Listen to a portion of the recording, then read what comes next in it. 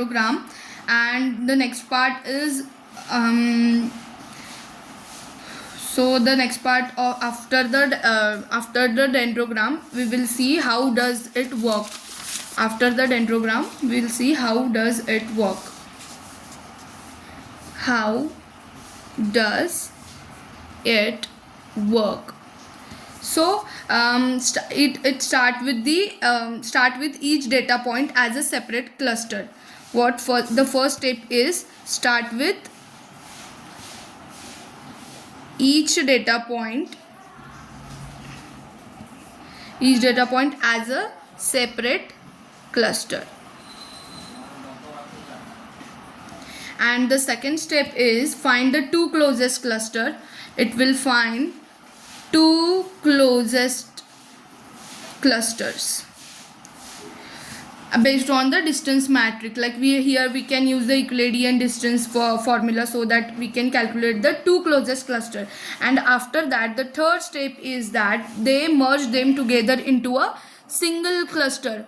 Merge them. Okay, so the fourth step is that repeat the step second and third until all the points are in one big cluster. So we have to repeat the second and third step so that we can find the one big cluster. To measure the closeness of the cluster, we use the linkage criteria. We use the linkage criteria like the single linkage. So here I have mentioned like we measure the closeness. To measure the closeness,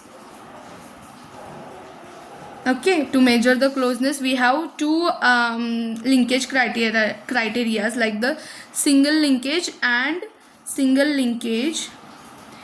the complete linkage, and the third one is the average linkage.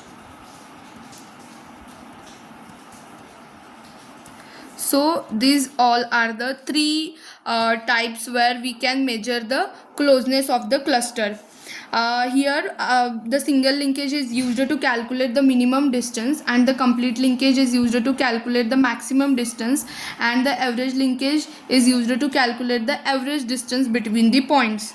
Okay, so like now we are going to see the applications of the hierarchical clustering.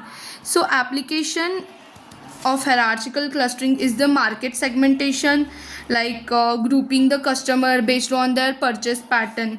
So the market segmentation is one of the application. So market segmentation. And the second point is the social network analysis, like finding the communities or the circle of friends. Social network analysis. And the third application is the genetics, grouping the genes with the similar behavior or the actions. So the third is the genetics. There are the more applications of the hierarchical clustering, but the few are this, or the document or the image clustering is one of the application. Document or image clustering. So these all are the applications of the hierarchical clustering. After that, now I will be taking one real life example so that we can be get clear with all the hierarchical clustering part. So the one real life example is, think about of a librarian.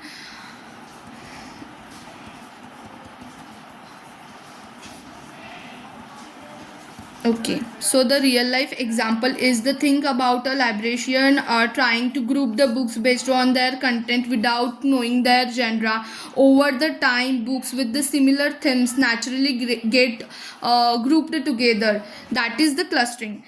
Okay, now we are going to see the advantages and the disadvantages of the hierarchical clustering. So the first advantages is the does not need us to specify the number of clusters in the advance. And the second advantages is dendrogram gives the full flexibility to cut at different levels.